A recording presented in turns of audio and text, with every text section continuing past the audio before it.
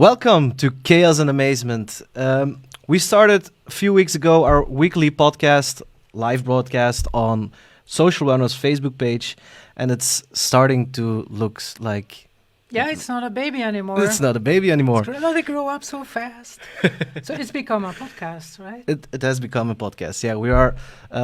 also, you can listen on us, on our show on Spotify and also on Apple Podcasts.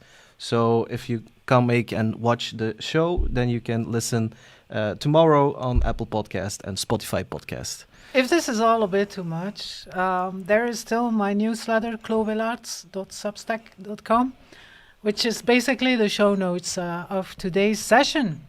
Yeah. Do you remember last week we talked about Roombas? The robots that everyone has in their house. My point was that everyone was giving them names. Well, I got a lot of names. Yeah, there were some comments on the... I got some really funny comments. What struck me, like, for example, let me just... there was a clear winner for the most original Roomba name, but just a few of the other contenders. 𝗷𝗵𝗵cie is Tim's Roomba.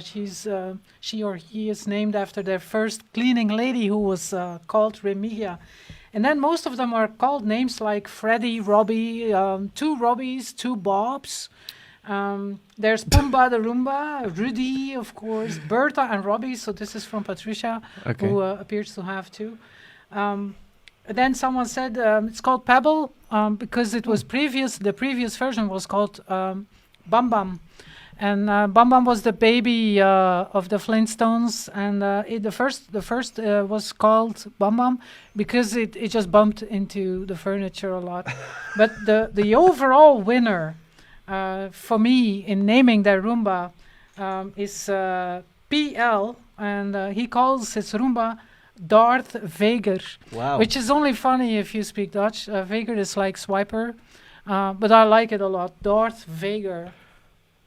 It's time for you to get a Roomba, by the way. Yeah, true. But then the dogs need to stay in the cage, I think, because today. Did you get any feedback on what we did last week? Yeah, there was also somebody who was commenting on the story about 𝗙𝗵𝗵_AI with the when you passed away, you can talk to your elderly, to the people who passed away. And she commented with, oh my God, what if they put advertisement in this AI and that your grandma is talking to you at, you need to buy lace chips. Or it's a model where you have to pay $15 a month, and then all of a sudden they'll say, guess what? It's $30 a month now. And when you refuse to pay, they basically kill your connection with your grandmother. So yes, interesting world we live in. Yeah. Let me see what chaos and amazement I brought with me this week, and there's a lot of it. Yeah, I'm curious because CSS is the last week this week, I think. Yeah, I'm keeping that for last. Okay. So I have only one item that spoke to me, that was presented at CES. Only one. I had expected more, but that's the very last for today. So I'm not telling you. But maybe I've got something for you because you want to see robots, and I found something this week. Maybe I can show you also at the end. So yeah, I'm curious about that. Let's get started. Okay, so TikTok. I've been watching TikTok for a while now. I'm not on TikTok myself. You are, right? So some of our listeners, they get to see clips of what we do on TikTok, right? Yeah, true. Now I'm looking at TikTok not as a social media app or a video app, a video editing app, which it is. Yeah. But, there's others. I think it has all the cards, the best cards, to become the biggest social commerce player on the planet. So social commerce, for me, I have a pretty strict definition for social commerce. Yeah. So for me, having a shoppable ad on Instagram is not an example of social commerce, because you still have to click through to some Shopify store, for example. So the whole transaction, you get inspired to buy something on Instagram, for example, but the transaction itself, like the ordering and the payment, that is not done on Instagram itself. No. And I know that Meta and YouTube and several other players would like to become the #1 platform to do this, and I had expected TikTok it to be, because TikTok is already very strong. It has a lot of users, of course, but it also influences people. Did you know that Amazon.com has a specific page which is literally called "TikTok made me buy it"? Really? So when Amazon dedicates a page to these crazy products that suddenly go viral, then there must be something going on. So the minute that TikTok will offer people to connect their payment information to their TikTok account, I think that's when they become like a planet on their own. Yeah. Especially with, and that's where it gets super interesting. If you look at these silly viral products, some of them go viral before being actually for sale. It is a mock-up or something that people have. Smart. Yeah. So if you look at Chinese, it's becoming a new Kickstarter then. Yes, yes, Wow. and if you look at Chinese e-commerce players, for example, Shein, a lot of the products that Shein pushes to the feed are not produced yet. Yeah. So they're basically, in a lot of the cases, they are a design. It doesn't look like it, but it's just a design. Yeah. And the minute the platform sees that enough people are interested, that's when they started the whole process of actually producing this clothing, the fashion, which means that they don't have to have a warehouse with boxes and boxes of the clothing in the different sizes and colors. So you don't need warehouses. You only need like a factory that produces things the minute there's a demand for it. So if you combine this, so this is a very Chinese thing, because you can only do this on a very large scale. And if you have a lot of users, a lot of data, and the speed to react to it. So the minute that there's a trigger, like everybody wants a pink blouse right now, then 2 minutes later, the whole process starts. I think TikTok is working together with Shein, because the algorithm of Shein is so amazing, crazy. Yes. Wow. They do have a structural partnership. Okay. But TikTok also has a structural partnership with Shopify, which is a Canadian company. So they have been building. They're not super secretly about it, because you can see it when they post job offers on local platforms, for example. So in the United States, they have been building warehouses so they have some kind of infrastructure there, because to be ready when they are a social commerce player. But the interesting thing is that only last week they announced that after Chinese New Year, which is this week, they will start what they call small store global expansion in 12 countries, including Brazil, Australia, Italy, France, Spain, and New Zealand. And specifically Spain is for them considered to be a potential interesting hub to take on the European continent. So who knows? So mode is really good in Spain, or what? I have no idea why they picked Spain, but I think there are worse places to start your conquest of the European. Maybe it's also economic-wise, because I hearing of people who are living in Spain now. And it's really cheap to, but it's also really cheap to live nowadays. So Also, Spain has Zara, which is already a fast fashion brand, and maybe something interesting. I don't know. It's either really good news for Zara if they work together with TikTok, or really bad news. And so I'm betting all of my money when it comes to social commerce on TikTok. And they rightly make Google and Meta really, really nervous, because that's where the money is. Someone is inspired, and then when you make it easy for them during a live stream, for example, there's a lot of Chinese apps where you can. 𝗙𝗹ecie is one of those Chinese apps where you can watch an influencer or a key online leader, as they're called in China. You can watch their live stream and then comment and then throw, I don't know, hearts or thumbs and like chat. Donations. Yes, ding, just like that. Yeah. But you can also, some of the products that they showcase in 𝗙𝗹cie, these influencers, some of the products that they showcase, they get this little square around them, and then you know that they are shoppable. And you can order the stuff, like makeup, or it's usually it's fashion or lifestyle related. You can order it without leaving the live stream. Wow. So it's all on the same little screen, and so the whole process, the whole flow is done within the same app. So this type of super app is typical for the Chinese market, and I think TikTok could become, pretty big. Not a super app maybe, but the first step towards it. Who knows? Yeah, they are doing amazing things, I think, because they are bringing updates. But let's see, they're being challenged in the United States, so they're this close to getting banned in the United States. But will it be? I'm not sure. I know that Donald Trump was really angry with TikTok because some, do you know this anecdote? Why Donald Trump was angry with TikTok? No. So, or the TikTok, as he called it. So he had this big speech in a stadium somewhere, and then users on TikTok, primarily young United States citizens, you had to register for the event to get in. And they had registered with like 10,000 of people. So they thought the stadium is going to be filled to the brim. So we have to have like a spillover space outside of the stadium. It's going to be a great success, but it wasn't. Because the registrations were fake. They didn't, all these TikTok users had done this to then we can fool also the talk about organizer. Twitter. So it was very painful. Yeah. You could see the stadium was like basically almost empty, and then outside, the space outside wasn't even necessary. So he got very angry and upset about it, and then started the process to ban TikTok.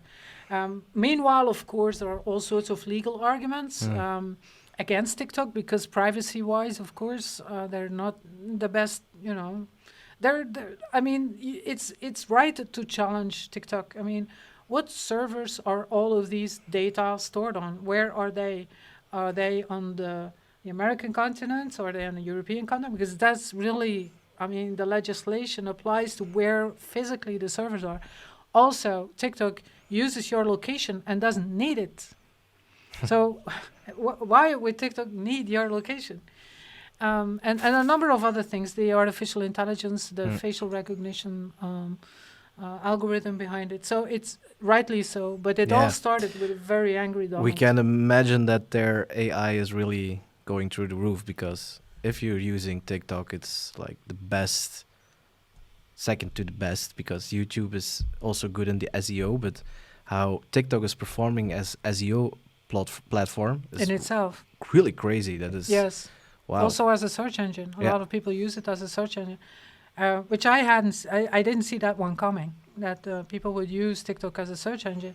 So how to cook a meal with these ingredients, and there are so many videos on TikTok that someone and it's crazy how always made a video about it. Yeah, and it's crazy how many views we get on TikTok. It's really crazy. That is. So if you're hearing this on TikTok, say hi. Hi. And then maybe I'm still saying hearing, but that was my first item actually. So 𝗏𝗏consult.com posted an update about a big trend that they're seeing in podcasts. Podcasts, they have been around for 20 years now, I think, and each year in trend reports, the futurists say that this is the year of podcast, and then interesting things happen like Clubhouse or other podcasty.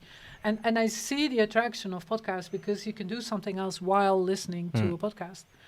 I listen to podcasts in my car. Yeah. Do you have like a number one favorite podcast? Yeah, I listened to the 𝗙𝗍cie. We had it over him 2 weeks ago, but he's like a motivational speaker, and also he was a Buddhist. Oh yeah. So he's really calm of mind, and he's. And what do you do while you're listening? Yeah, driving a car. You're driving, or just in the mornings when I'm doing the regular stuff, giving food to the dogs or something like that. Yeah. I listen to true crime in French.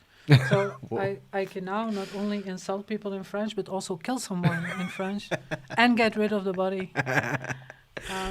But podcasts. So Morning Consult said that they predict that podcasts, and this is the other way around. So we started with video live streaming, and then it was transformed into a podcast.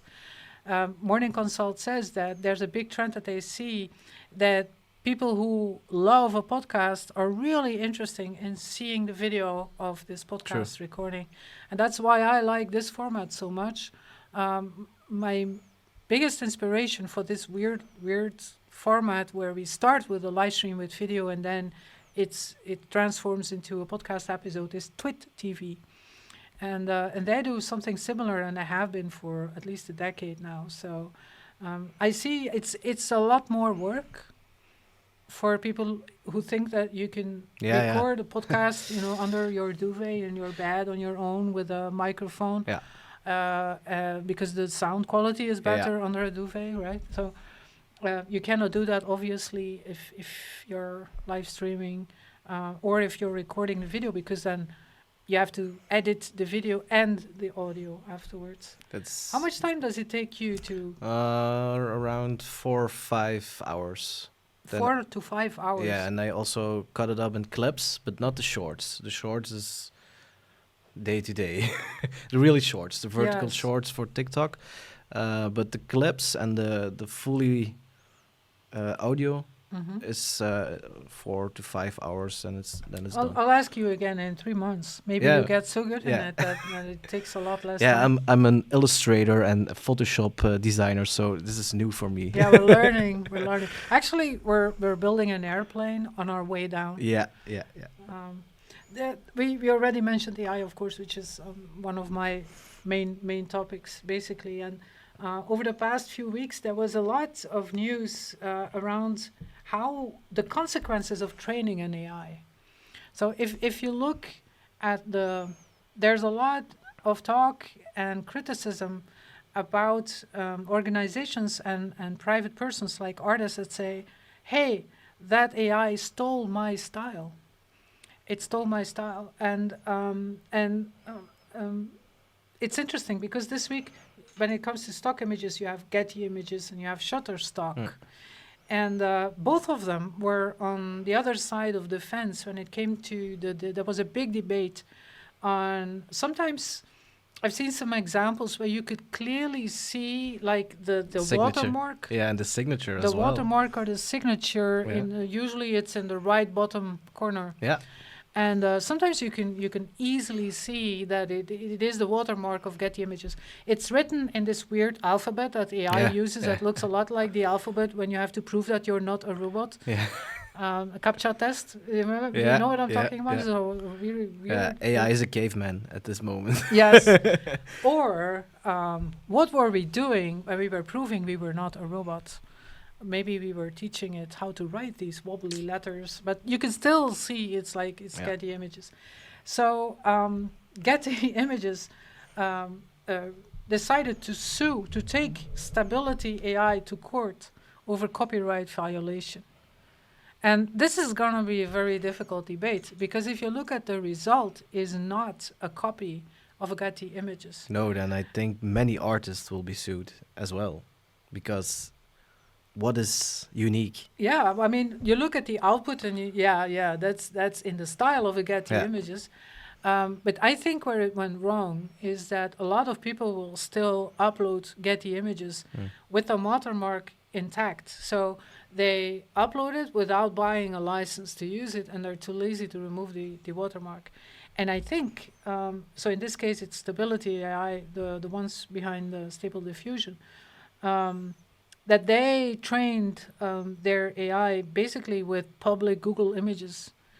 And a lot of the images on Google Images are, legally speaking, not okay. So it's an instance of garbage in, garbage out, really. So I mean, lawyers can do a lot of things, but I'm trying to wrap my head around this. And then there's Shutterstock, which is like the other one. You have Getty Images, you have Shutterstock. And they're on the opposite side. So what they say is, no, it's fine. We had a license agreement with Stability AI, and we actually gave them, so we have this agreement, and they could use our whole database of pictures. Wow. Then again, Shutterstock has an agreement, a license agreement with the original photographers, of course. And I'm not sure if this agreement, a small print, implies that you can use, as Shutterstock, you can actually feed these into an AI to train it. So it's very, very, very complicated. In one particular case, there was an artist that was accused of using an AI while he had made this painting himself. But you know, this particular dreamy style that AI uses, and that happened to be his his artistic style. So he now has to prove he's not an AI. So it's becoming really. I think it's interesting. It's moving from the debate was at first that the AI is biased, it's racist, it's sexist, and it kind of demonstrated all of the worst of humanity, really. And that was, of course, it was trained by humans with data from the internet, which is also populated by humans. So it's humans who upload all of these. When they upload a picture of a woman, most pictures that have been uploaded by these billions of people over the years to Google Images, they clearly show a bias. I mean, so the AI kind of copies the bias, and then now it has to be trained to be better than humans, to be not racist, to be not sexist, and that amazes me, because why do we expect this to be better than us? I think it's because we are all in denial that we have these biases. And I think that's where so I didn't like that debate. I like this debate a lot better, because the idea of intellectual property and copyright ever since the start of the internet has been a very, very hard one, because with the invention of software, copy-paste was invented, and this started a lot of issues.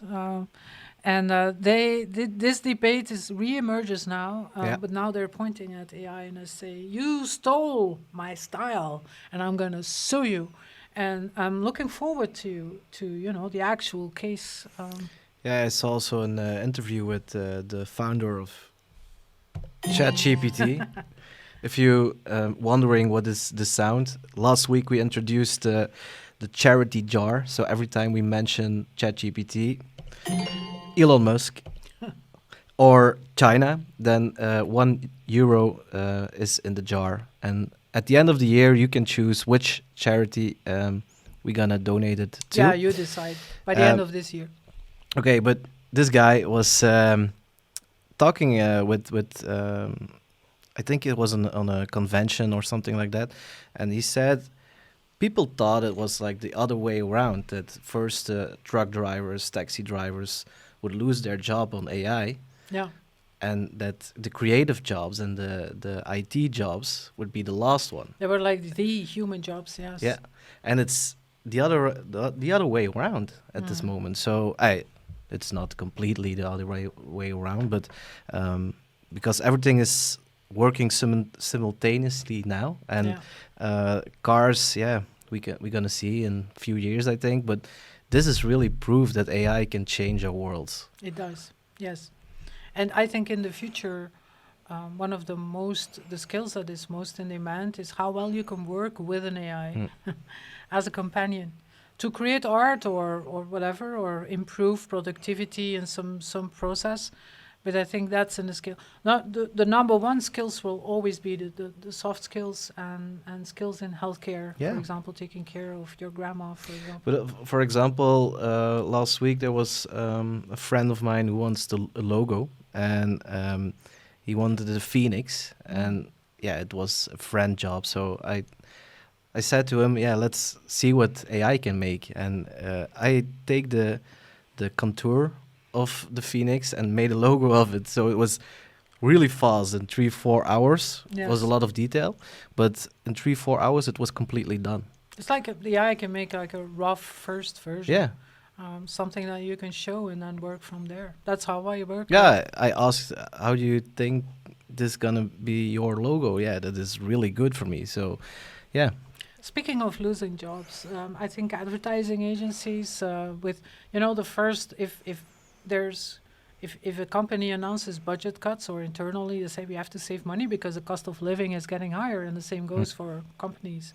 So they have to cut costs, and then usually the marketing budget is the first one, And in 2021, this happened for the first time. Usually the marketing budget is around, ever since they started measuring it, which is like 15 years ago, it's around 10% of the revenue of a company. And then last year, the year before that, 2021, for the first time, it was only 6.1% globally. Oh. And my gut feeling is that the same cuts, the cut was done again. Yeah. And at the end of 2021, when deciding where to spend the money marketing-wise in this year.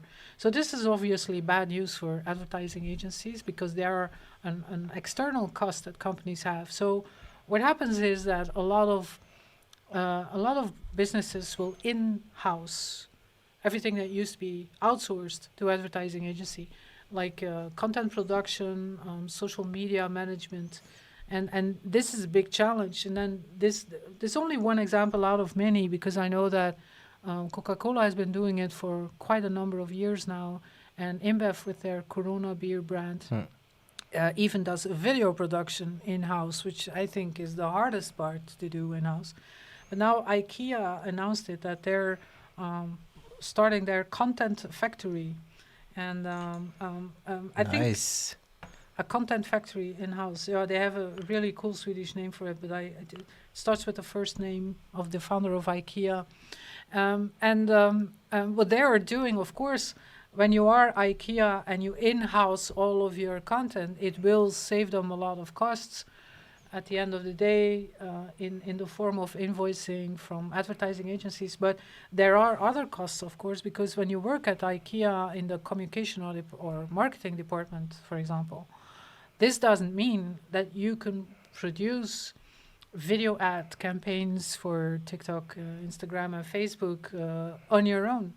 These are skills that have to be learned really fast, and they're not necessarily skills if you work in this type of department that you already have. So this is an enormous opportunity for in-house trainers like me who have to just flown in and then to IKEA. If you're hearing this, I wrote a handbook on video marketing, so I'm willing to come over. Or you can go on socialrunners.com and or book one. Yeah, just hire a creator. Yeah, exactly. Because there's always this. You don't want to just plunk any video you made for a different contest onto TikTok, for example. If it doesn't fit, it will not get any results. TikTok is a genre in its own. It's not just vertical and short. There's this whole visual style that is unique to TikTok. Just like Instagram, the type of pictures that was popular at first, now it's a lot more mainstream, but was also typical for Instagram. Remember the specific type of shade of pink that was the millennial pink? Remember that? Yeah. The type of, the plants. There's even one of those over there, like the Swiss cheese plant, which was unique to Instagram. And now you have videos. The style is unique to TikTok. So if you need to move fast, you can just find someone. Yeah. Did I also mention that we are approved for students and hobby creators? So the people who are not that good, are good with content, but are not good with the business side, can earn on the side for making creation for brands or people who wants that's content. Like perfect for the average 18-year-old who's good at making TikTok videos, and now they can actually get hired more easily. And they can kickstart their career. So and then make some grow their network. Yeah, build up some references. Yes, I've been blogging this week, not as much as last week when I wrote like 5 blogs in 1 week. And you know that I'm a Star Trek fan, right? So Jason Calacanis is a rather well-known Silicon Valley investor. And he tweeted something about... So someone was playing tic-tac-toe with an AI-driven robot arm that could... Just like you have like chess computers and then Go computers. So these were like the first wave of AIs that scared people when they started getting better at games like chess and Go. So now someone, you only see the hand, someone is playing tic-tac-toe with an AI, and then the AI seems to lose. But then all of a sudden, it just started marking an X outside of the little grid of the box and then wins. And then very confidently draws like a line around the row of X's. And you can see the human hand go like, what? That's not what you're programmed for. So Jason Calacanis said, his comment was, looks like this AI has gone full Kobayashi Maru. And Kobayashi Maru, if you're not a Star Trek fan, you have no idea what it means. No. It's actually the name of a starship that is the subject of an exercise in Starfleet Academy. And so it's on a holodeck, so it's basically it's software. And as a trainee, as a cadet in Starfleet Academy, this is one of the harder exercises. And the idea behind it is, so the Kobayashi Maru is a starship in trouble, but they are in the neutral zone, so you're not allowed to go there with your ship because the Klingons are there. You're not supposed to go in that zone because there's a war going on. So it is, the exercise is not about solving the problem, because the problem cannot be solved. It's an impossible exercise. It's what the students don't know is that they are being graded on how they react. Okay. It can say, it says a lot about your character when you fail time and time again. So how you react and how you behave towards. It's only with speech or also with.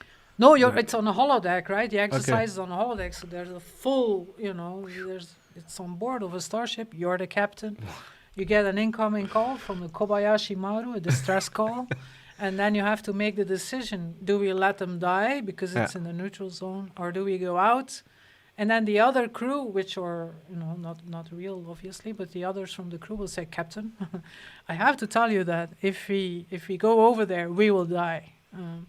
And so that's the whole story. Of course, the most, and that's the Kobayashi Maru part, the most famous Star Trek captain of all, James T. Kirk, Captain Kirk, as a cadet, is the only one to have ever solved this issue. And he did this by secretly hacking into the software behind the holodeck, and then made the whole system crash at a moment that was very convenient. So while the interface crashed, he could order the ship to move in and then save them just in time before the Klingons knew what was going on. So imagine, going back to Jason Calacanis, imagine that an AI is now this far that they can think outside of the box and are willing to break the rules and change the rules of the game in order to win. So that's, as soon as that happens, let's talk about something more tangible. Nipples. I think we mentioned nipples again. Yeah, 2 weeks ago. 2 weeks ago. I know. We have a theme, going on here. Last week, TikTok announced that they are going to make it easier for creators, give them some sort of a special, make it possible for them to be flagged or gated in some kind, if they would show a nipple once in a while. And I just, this week, Meta was in a lot of trouble because, of course, Facebook and Instagram, they have this algorithm that almost automatically notices if there's a lot of nudity in the picture.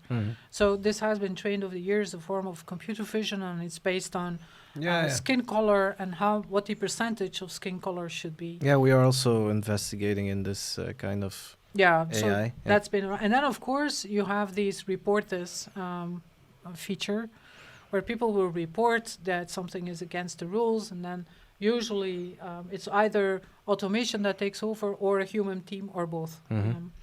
So this is how it works. And then what I do not understand about these rules is, I do understand them. I think American culture says that people should never see a female nipple. I don't know why. I mean, it upsets some people. It arouses other, and then maybe when a child sees an image, just God forbid, a child sees an image. So you had this Free the Nipple movement at least 5 years ago on Instagram, #FreeTheNipple. And did I win? Instagram had to change the rules on Instagram right now. You can show a nipple in a selfie, for example. because I just to be on the safe side, this is about you deciding to show a nipple in a picture that you take yourself. So it has nothing to do with photography or pornography, right? It's just that you deciding to take a topless picture. And it's only allowed on Instagram. It's allowed now, but only in the context of, for example, breastfeeding. Now, this rule, and it only applies to female nipples. So this is the thing. This is the point where I think this is silly. True. Because I am against showing genitals. I mean, don't take pictures of You don't your go to the genitals. wellness club? I mean, the only context where this should be done is like in a medical contest, if you want. You never been to a naked wellness or something like that? Well, that's a context where everyone agrees it's fine, and yeah, I have seen, yeah, I know, but when you take a picture of yourself, right, with your smartphone, just keep the genitals out of the frame.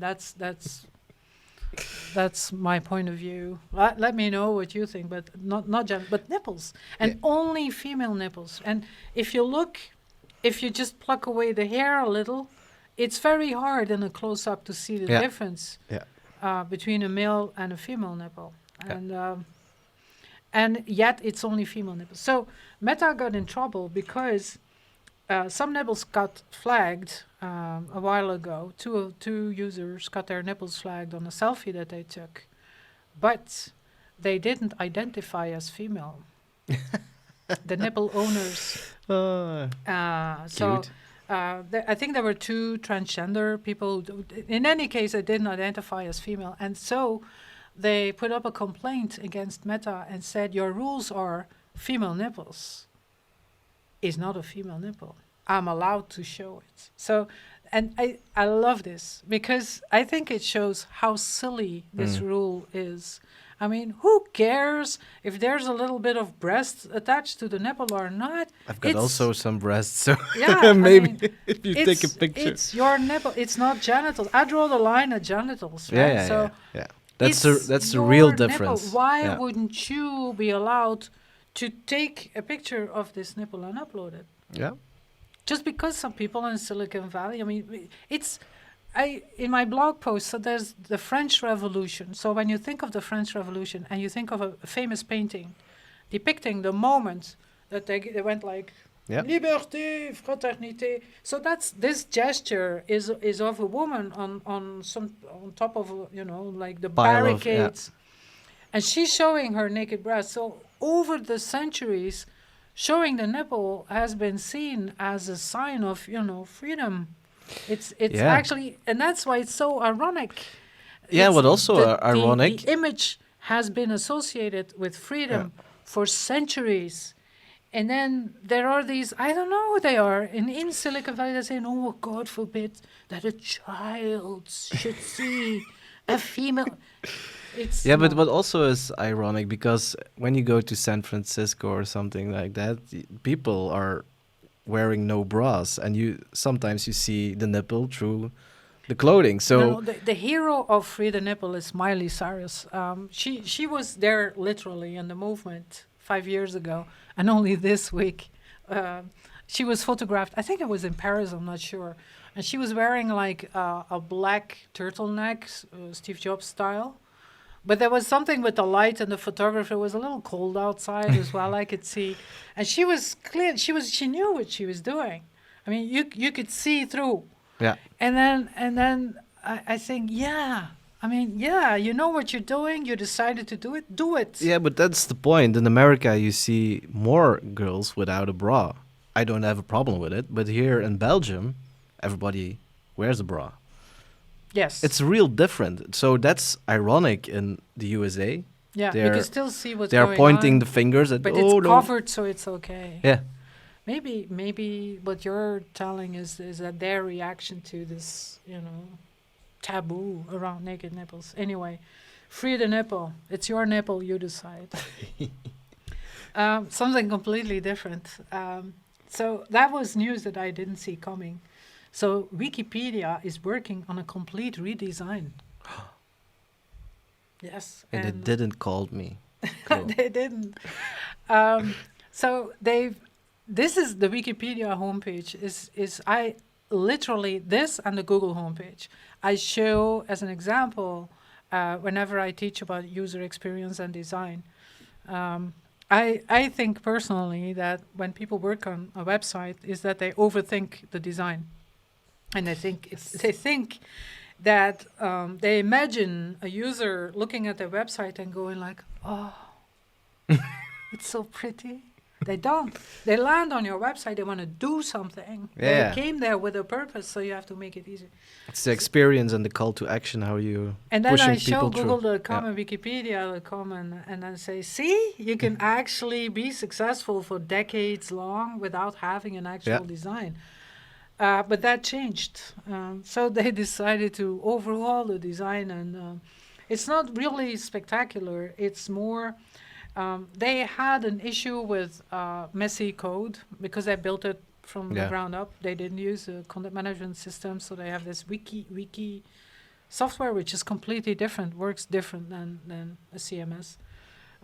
Is there an example of the website now, the new redesign? Yes.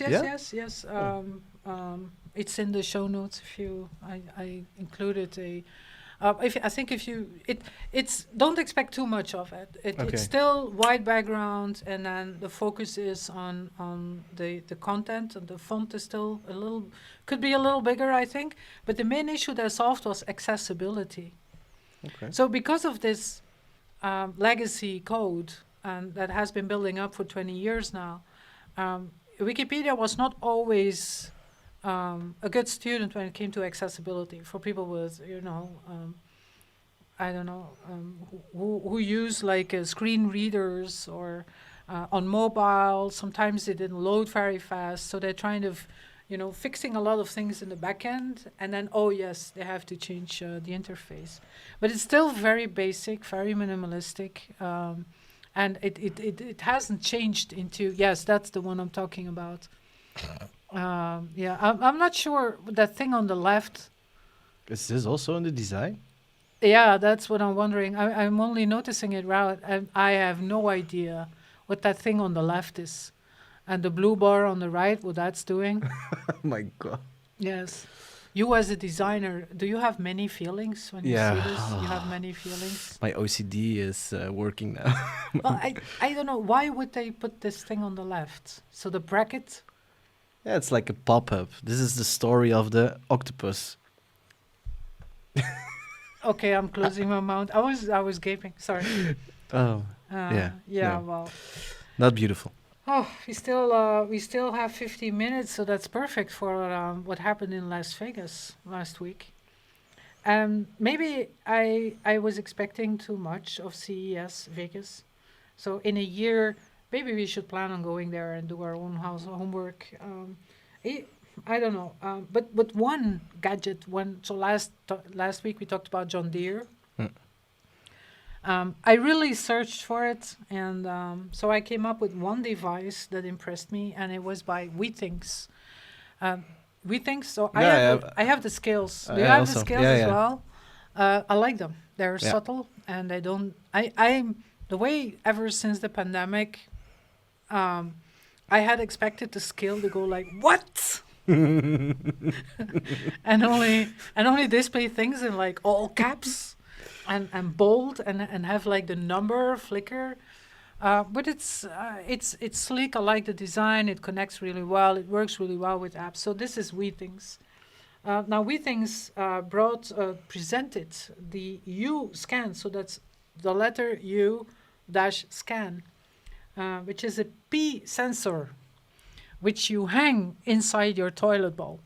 Yeah, I saw the design, but it's like it's a bowl. It's Well, it looks a little like, you can hang like something between a soap block and perfume inside your to make the water go blue or something, or smell like lavender. A little bit bigger. It looks like that, but bigger. I still don't know how it works because I don't know. First of all, most men I know. Standing up. Standing up. Yeah. And then it goes like the other. It's in the front of the bowl, so where your knees are. And that is the question I have. If I need to sit down for this device, how is this backsplash working because Maybe you have to work. You have to see it like 𝗙𝗿𝗀cie, where you have to like work the angles a little bit. I'm not sure. And then in the United States, so toilets are really different there, right? So they have a lot more water waiting before you even use it. So I can imagine when you flush that there's a lot of like flushing water being mixed with the pee that's supposed to go on the sensor. So I'm not sure. I've been told that there are Japanese toilet designs where there's something, and I think it kind of comes from the front where your knees are, and it extends, and then it sprays oh my god. in your crotch.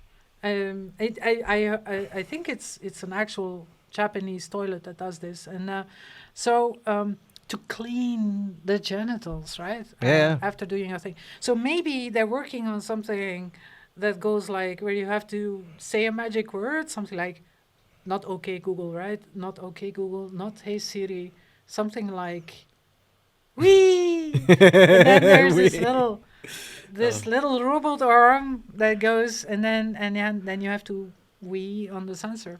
No, I'm interested because from your fresh urine, sometimes you're sick, you have some infection somewhere, and then you have to pee in a little pot and then send it to your doctor. My doctor, I had to put it in his letterbox, in his mailbox outside his house. So he would open, get his newspaper in the morning, and I would see all these little his patients. Weird. So I can see it's a good idea. It's the sensor is solving.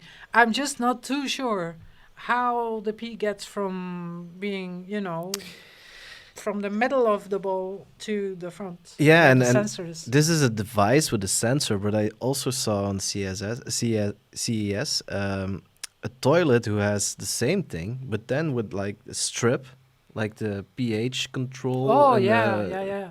A new strip comes out. Yeah, but I see. But the Withings would be connected. So you would go to the toilet, and then while you're getting up and using toilet paper, your iPhone would tell you, "Congratulations, Phil, you're pregnant."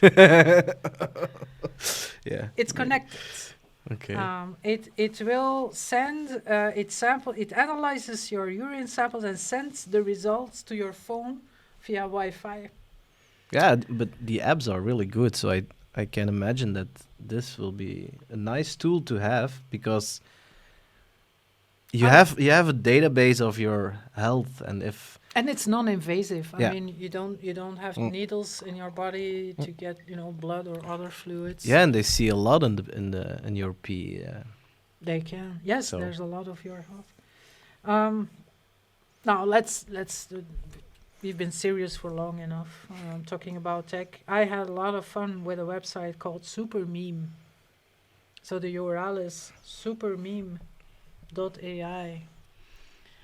And the full URL is app.supermeme.ai. I have it. And it's basically, it's a meme generator, and there are a lot of those. A lot of websites where you can create a typical meme, or meme as we sometimes call it. And what I like about it is the text to meme feature.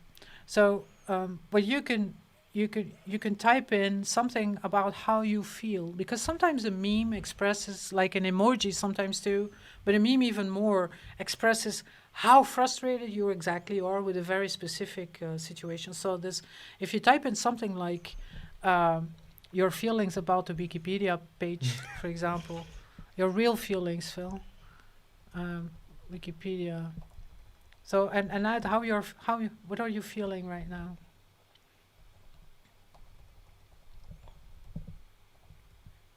So what are you typing? Wikipedia has a horrible design update. Yeah. Okay, let's generate and then see which memes.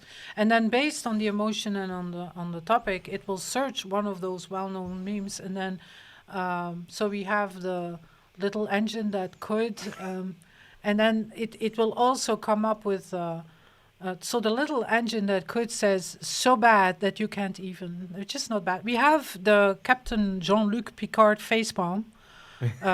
Again, a Star Trek reference, I love it. This new Wikipedia design update is just the worst. Yeah. So this actually, just imagine yourself, you're part of the content factory at IKEA, and you have to come up with something funny to comment in an, offhand way, nothing too official, something that people that use the internet will understand. This took you like 3 to 5 seconds, and you have a choice of how many, 10 of them, I think. Yeah. And they say in over 100 languages, so probably also in Dutch. So this is, I had fun with this. Yeah, that's a nice tool, because when you want to make a meme yourself, it's work. It's 10, 20 minutes work. Someone, I posted this in one of the Facebook groups that is frequented by community managers, social media managers. And they said that the font was wrong. But it looked pretty okay. No, it was okay. And you can change a little bit. So it's not the end result. You can change the text a little bit, move it up and down. Change the then it's exact okay. wording, and then probably maybe even change the font. I haven't tested that. That was my issue. The font is too high and too low. You can drag and drop the text. Nice tool. And then finally, an app that I absolutely do not recommend, except if you just want to get annoyed on purpose, which is why I downloaded it. It's an app, and it's only for iPhone right now. It's called Historical Figures. And it takes a while to download it. And it's free, but it has in-app purchases. But what it says is that it uses AI, of course. Yeah, that's the one. And you can talk to historical figures. So the examples are, I think, Jesus and Lincoln. And there are a few of the characters. So the ones that I used, let me check. I'm going to open it again. I see Nikola Tesla as well. So yeah, Nikola Tesla. Tesla, the name Tesla. No, that's not Elon Musk. Is supposed to. Tesla true, was true. fine. Some interesting people in here. Some of them are for free, and then the business model is, of course, like Charlotte Bonaparte was the wife of Napoleon Bonaparte, and I know that when he was waging a war somewhere 2-3 countries down in Austria or something, and it would take him like 5 days to get home. He would write a letter telling her that he was coming home, and he said, "Je serai là en 3 jours. Ne te lave pas." I thought that's dirty. So I'm interested in talking to Charlotte Bonaparte about basic body hygiene. But why was I so annoyed with this? So I picked, because you have like 99 credits, and then some of the characters cost credits, and then for 50 credits, I took Mary, the mother of Jesus. And that was a very, very stupid mistake. Because I asked her questions like, I had to ask, right? So, what's it like to be the mother of Jesus? And then she says, "It's a great privilege to be the mother of Jesus. I have seen his miracles and been blessed with witnessing his teachings." And I thought, oh God. So this is the perfect app for those Bible thumpers, want to live by. So as you know, they have discovered, if it was part of the Dead Sea Scrolls or not, I'm not sure, but they discovered the Gospel of Mary. But it was Mary Magdalene, right? So there were actually more than just the 4 that us Christians use. There were like 50 of them, and not all of them made it into the final Bible, right? So I'm asking her questions about that, and then she just denies it. She says, there are many accounts of Jesus' life and ministry in the Gospels of Matthew, Mark, Luke, and John. No, there are more. There are more Gospels. These stories provide a faithful record of his life and work here on earth. No, Mary, they don't. They were written after Jesus died. So. Oh my God. Maybe you need to ask about the nipple. And then I had to ask, was Mary Magdalene Jesus' wife? I mean, his mother would have known. Yeah. I mean, she was always there, she was always there with him.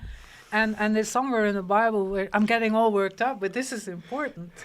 Somewhere in the Bible, he said he liked her most, and sometimes he kissed her on the mouth. So, married, right? I didn't read the Bible, so I don't know. she just, basically, she says, well, I ask, was Mary Magdalene Jesus' wife? And she said, no, Mary Magdalene was not Jesus' wife. She was one of his closest disciples and a faithful follower. There is no evidence that they were ever married or had any kind of romantic relationship. That is. And then one last question, because there are so many books and theories around this. And did Jesus have any children of his own? That's interesting, because there are, so many, like 𝗙𝗵𝘀 𝗀 and all the other ones, so many books, so many stories. And then she just said no.